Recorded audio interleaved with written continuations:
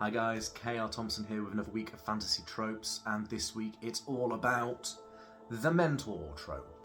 We see this an awful lot in fantasy, especially when we have that protagonist, that hero, the chosen one, coming from an isolated community, being a nobody, an ordinary person just living a daily life. Frodo in the Shire, Randall Thor in the Two Rivers, Paul Atreides coming from Caledon to Arrakis.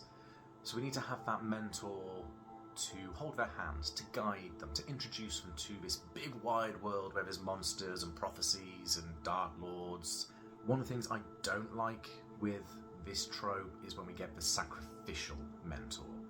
Gandalf to Frodo, Kelsier to Vin, Moiraine to Rand. Why does the mentor always have to keep killing themselves off? Why do they have to keep sacrificing themselves?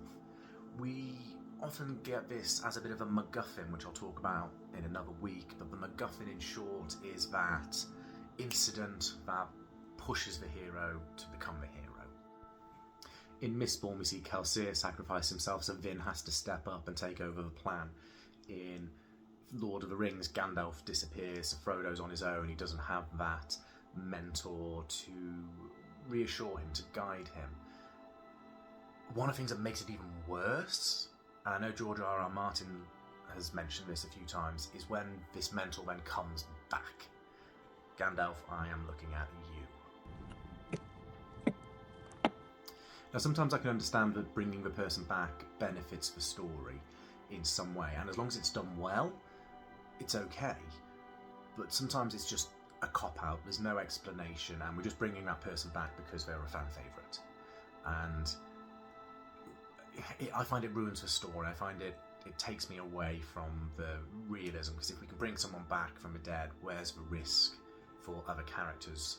Where is that threat if we go, well, he's dead, but we'll just bring him back this way?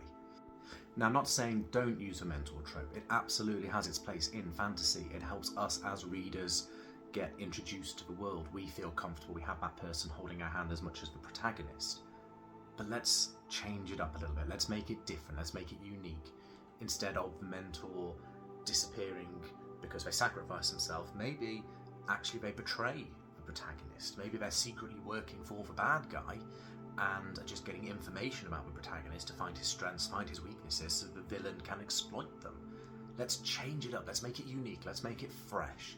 Rather than, well, he served his purpose, let's unalive him. What are your thoughts? Let me know in the comments, as always, and I will see you next week. Bye for now.